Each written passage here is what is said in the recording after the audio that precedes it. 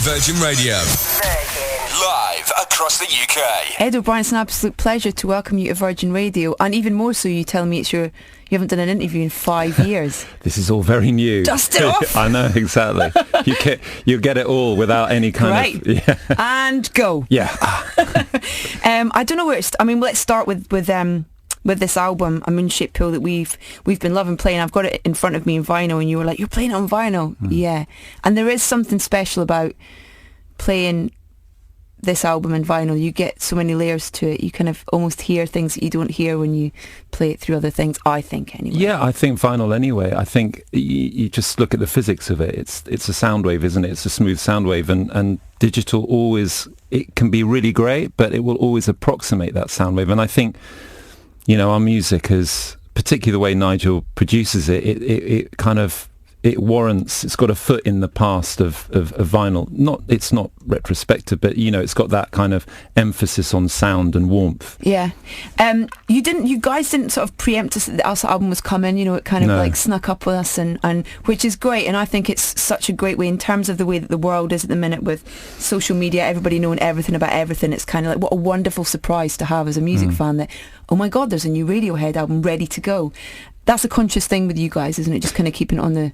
Yeah, I think each time we feel our way through it, I think it's we never try and make it kind of an intellectual exercise. You know, the whole thing within Rainbows was just really like, you know, oh, this feels good. Yeah. And it's the same thing with this. I think we didn't want to do, here's the new Radiohead album and, you know, some kind of weird way of bringing it out. We just wanted to do something that felt quite natural, and also to be fair and honest, it always has to reflect where we are. Yeah. And I think we hadn't done this for 5 years or so, and it was like we're sort of feeling our way back into it.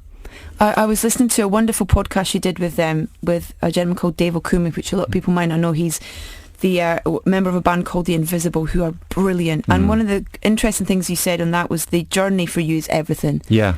Which is such a lovely thing to hear. Yeah, I remember back in, I know everyone uses back in the day, but it was always, you know, we used to go through, like everybody does in life, you know, you go through something, you set your goal, and the goal was everything. Yeah. But now, as I've got older, the journey is absolutely everything, because, you know, we've been very blessed. We're very lucky that we've had, you know, success. And success for just success is kind of, having done it, is a wonderful thing. I'm not going to knock it, but it's also can be quite hollow. Yeah. You know? Mm-hmm. And you go there, and certainly the time I've most suffered from, you know, depression in my life was at the height of OK Computer. And they were on top of the world, like, wait, this is what we've always wanted. And so there's a hollowness to that as well, and I think everyone realizes that. That's a tried and tested way. You know, it goes back. People talk about this thousands of years. So it's the journey that is everything, and it's the way that you do it, and they're the memories, and they're the things that actually you remain. And you know, and if you can do things with love and kindness, and of course there's a struggle involved, but if you can do all of that, then yeah, it's life is richer.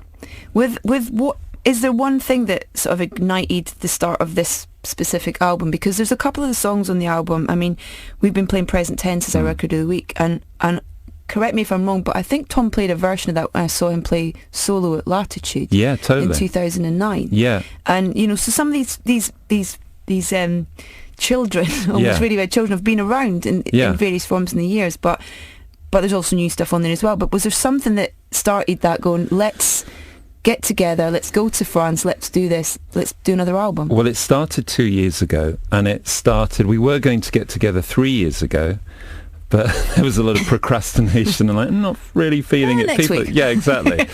And Tom wanted to work with Johnny as well. They wanted to do a project together, so the Radiohead thing was put on hold. And I think it was just, there wasn't like a song.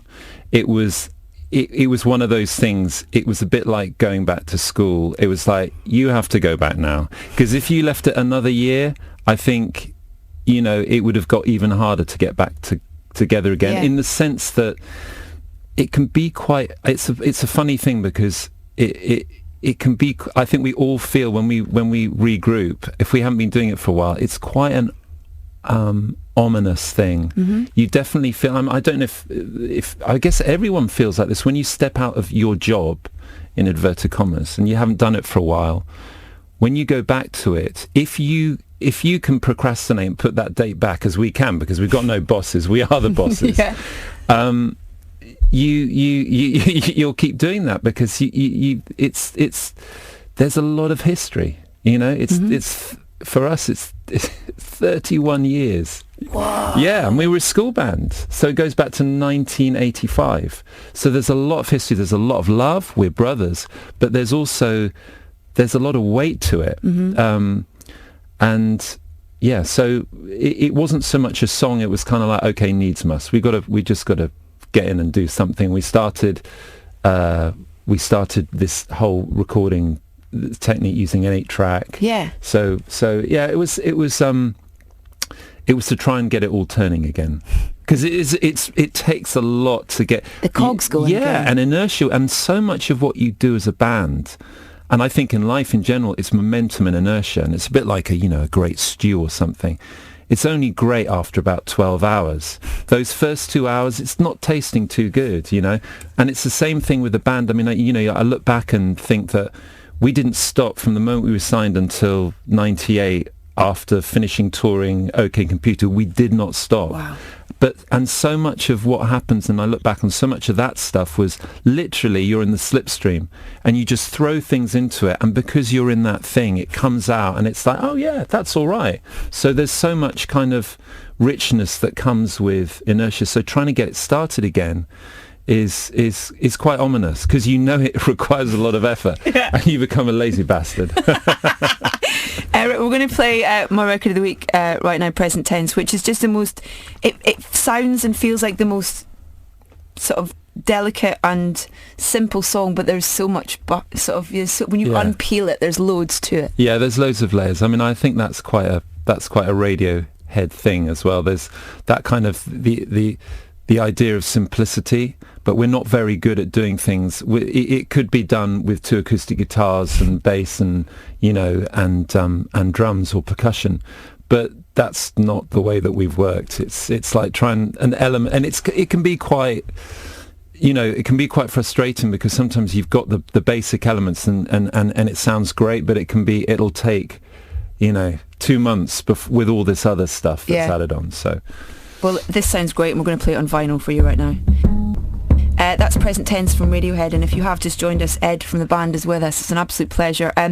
We were just talking about but the great thing about, we were just talking about the layers in that song and how it's quite a Radiohead thing sometimes, but you can't just have a guitar, acoustic guitar, and it just have the same power on you as those songs. And I actually think where my head is at is actually one of the frustrating things I find is I personally I'm liking music more and more that's just stripped down to its core parts. When you hear recordings that are just the space of instruments, I'm kind of maybe a little bit I'm sated that well as full on but that's my own personal thing.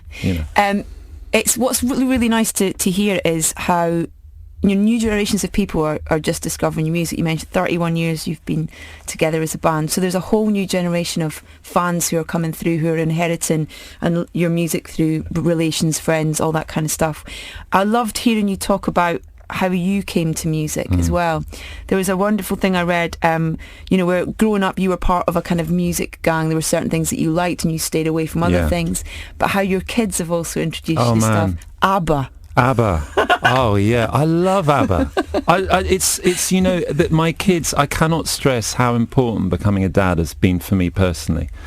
I mean, I've been so lucky because I've been around, when we haven't been working, I've been there all the time. I've been dad, and that's been so important for me. I love the way my kids listen to music, because it reminds me of how I was before the Taste Police came in. The Taste Police come along at age 14 and says, "Yeah, I've never liked an ABBA song," and it was like that's right. I was watching one of my daughter's favourite films is Mamma Mia. And my wife was saying, it's really good, you should watch it. Right. But it's Christmas, it's last Christmas. Yeah. And we sit down on Christmas Day, Boxing Day, it's about 5 o'clock. Perfect. Yeah, and we watched it, and I went, oh my God. And the amount of spine tingles I had, even with Pierce Brosnan singing them, they're amazing songs. And then and I love that thing. And that for me has been the reawakening for me and the way I listen to music, because I realized I love pop. I love good pop music. Yeah. Good pop music that, and that's what we all grew up on. I was a kid, I was born in 68, so the 70s, the charts were everything, top of the pops. And again, the charts were so rich. There was it was just, and so my kids have reawakened me to that. So one moment my daughter, she's listening to Bowie. She got really into Bowie. Then the next moment it's ABBA. Then the next moment it's Foals. And then the next moment it's, it'll be some kind of funny thing that I've given her, something from the 70s or something. But it's just about good music. And they have no kind of notion of being cool. Yeah. Or and I hope that stays. That's the one thing that I want to stay, because I hate that thing, when about the 90s, this whole thing, the guilty pleasure. It's just like, well, yeah, and I was guilty of that. But really, we should just love it all. A great song is a great song. And if you saw my playlist on Spotify, which you're not going to... just a couple, please. No. Well, okay, so this morning, there's Public Image Limited with Public Image. Yeah. Juxtapose, the next song that came on is Gentle on My Mind, Glenn Campbell. Or Southern Nights by Glenn Campbell. It's all out there. It's just great music. And I just love...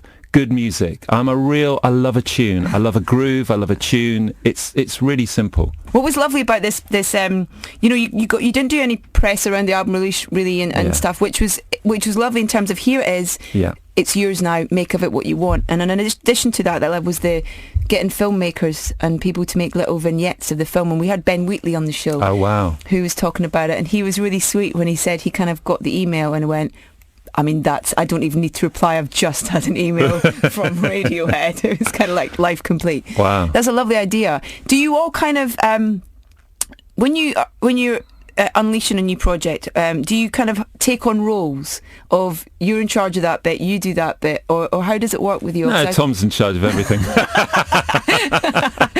No, I mean, it's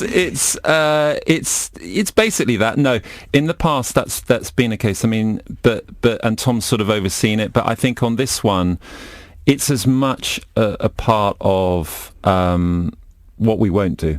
Yeah. And I don't think we felt comfortable going out and doing the whole interview thing. Mm-hmm. And then it's kind of like it's also a nod to when we did Kid A, we had these little things called blips. Yeah. And they were little 20-second segments, and we thought, well, why don't we take it? And it's also talking to XL and Kev and everyone about what you can do. And with Instagram, that idea of you can have these 20-second blips, and then it's just like, okay, who are we going to do this? Well, why don't we ask a few people who we really like? Yeah. So that's when we do a list. And Ben, I think Johnny suggested Ben Wheatley. I think he was in touch with him. And obviously, Paul Thomas Anderson has been a friend and worked with Johnny a lot. And Richard Ayoade did a great one as well. Yeah, that's right. And I mean, it was kind of those things are fun, because then you go like, do you think we could ask Christopher Nolan? Do you think we could ask... Let's push it. Yeah, can we ask... Scorsese. Garth is busy, isn't he? Garth's making his animation. He can't get him... we're so lucky. I mean, someone like Ben Wheatley says stuff like that. I mean, how lovely is that? I mean, that doesn't get much better, really, does it? You say that. I love how kind of... It's almost like you don't really... You're in Radiohead, so you don't realise what Radiohead is to so many people. I think that's really important. Yeah. I mean, like, for me, stepping back into the Radiohead thing is I'm a dad. I'm a very lucky guy. I'm a dad and a musician. And when you stay out of the limelight and choose to kind of move away from that, life should be and is very, very great. And I'm a very lucky person. So, but I like to keep it normal, as much as normal as I can. Again, being a dad, that was one of the big things that I took on board, is that because my son was born in 2003, and if you like, it was kind of, at the height of, Radiohead is cool or whatever, whatever you want. We were pretty much everywhere, and I really struggled with that. I was just like, okay, suddenly this nature kicked in. It was just like, okay, my son, wow, I don't want to leave him. I don't want to go. And so that idea of of trying to find the balance with as we just talked about, between the private life and the other part, and you know, oh my God, we are so lucky. I mean, I'm living the dream. You know, I realize that, and I'm very, very thankful for it. So I'm not like I'm just thankful when people still like us. You know? Have you got a favourite track on the album? Can I have a look? Yeah, of course you can. I like Daydreaming. Oh, okay. I think that was because a lot of them were tracks that kind of, as you said, were sort of old, and they were great, and we brought them. But Daydreaming was one of the ones, one of the few ones we rehearsed, and it sort of came out of the rehearsals, and it was new. This is Edith Bowman at breakfast, weekdays 6 till 10 a.m. on Virgin Radio. Do you always try and do something new as a band when you go into the studio, whether it be, you know, this time in terms of doing this sort of 8/16 track thing? I mean, you've worked with Nigel on every, you know, he's kind of, you know, he's there the whole time. There's an amazing trust and faith in him. Yeah. But for you as a band trying to... I think maybe in the past there was. I think it's needs must. It's just like, can we just make a record? Come on, guys. You know, exactly. Go. It's not like, I mean, I wouldn't say sonically it's the most groundbreaking album that we've made, but in terms of, I don't think we mind about that nowadays. I think it was just a case of, you know, just trying to make an album of great songs. Yeah, totally. You know? So I think, I mean, that can be a novelty because certainly, okay, look, the previous album, what was it called? King of Limbs. King of Limbs. Love that. I love that I just told Ed the name of his album. Thank you, Edith. That was a direct response to In Rainbows. So In Rainbows that was again, you know, we'd taken a year out, getting back into it, and we wanted to make an album of after the previous ones. We wanted to make an album of really strong songs. Yeah. And In Rainbows was like direct songs, as direct as we can do them, and we went, and it was a difficult record to make, and then the release of it was such a kind of, it was so energizing to the band, and the whole touring of it was like, wow, this is great. It's the first time actually we really enjoyed touring, and we were really comfortable with it. We were comfortable with playing big places. Yeah. You know, we'd struggled with it for years. It was we loved it, but it was kind of like, maybe we shouldn't be loving this because it's all so big. When it got to In Rainbows, it's like, nah, this is great. You know, come on, we're living the dream here. Come on, we played South America, you know, all that stuff. And then, but King of Limbs was a direct response to that in terms of like, we're really enjoying playing together, but I kind of don't really want to pick up a guitar. Bit like Kid A, but whereas Kid A sort of focused on, dare I say, the negative, the challenging aspects of life. It was kind of like we wanted to do something positive without our instruments, and so the King of Limbs was, if you like, an experimental record in terms of it's never trying to, you know, you want to have good songs there, you want to, but it was trying to do something that was different, sonically different, and methodology working different. The great, wonderful title for an album, knowing that then in terms of King of Limbs and sort of the notion that your instruments being your extra limb almost as I'll go with that. That wasn't but that's great. I'm thinking too much about it. No, it's good. Way too much about it. So we've been on air since we started on the 31st of March. My first ever song I played on my show was There. Wow, thank you very much. It sounded great, so I'm going to play it again if that's all right. Cool. Thank you. That was the first ever record that I played on Virgin Radio. And I don't know, have you been enjoying playing live recently? Because you've obviously been on tour, you've got a few more dates in Mexico and Austin City Limits Festival. Yeah. And then, I don't know, from press releases and things, it feels like there might be some more dates next year. I don't know. But I think you're probably right. Have you been enjoying being on the road? Yeah, I think it's been really good for us. I think it's been quite cathartic, and I think it's always good. You know, we're a band. I mean, the most basic form that we do is play music to other people, and I think much as you can get stuck in your own little bubble, and then when you play to other people, you get the love back, and you give the love, and you get the love back, and it's it's great. It's really good, and it's a really, I don't know, it's a very special thing. I think for me, gigs are like, great gigs are like, it's like ceremony. You know, all my favourite gigs, there's a sort of a spiritual element to it. I remember as, you know, a teenager, the best gigs were it's like ceremony, and I wouldn't say it's like that for every night, but we change it every night, but we're very lucky, we've got and people. There's a lot of love out there. There's a lot of love from us, and we get so much love back, and that just feeds you, and makes you feel good. Yeah. So gigs next year. Yes, that's good. Yeah. Who says stop? Who says okay, let's finish for this project? Again, I think we just again? No, not really, not really. I think we just feel it. You just know. You just know when you. It's a bit like a well that's full. You know when it's done because probably towards the end of the tour you start to feel like you're repeating yourselves, and that we make a very concerted effort to do different songs each night, but I guess when the magic starts to go, but because I love this thing. I bore people with this, so I'll bore you with it. Music and magic are 5 letters each, and 2 letters different in each, and I think magic is an inherent part of great music, so that when the magic isn't there, then it's time to that's whatever some other part of you saying is subconscious, your soul saying, okay, time to do something else. I like that. That wasn't boring at all. Keep telling that. It's not boring at all. Okay. Well, this album just feels like we were so excited when we heard that it was coming, and surprised that came with it, and it's just a wonderful collection of Radiohead songs. Again, it's kind of don't ever stop, please. Thank you. We'll do our best. Thank you so much. It's been an absolute pleasure. Thank you. See you at a gig next year for sure. Awesome. They're going to tour next year.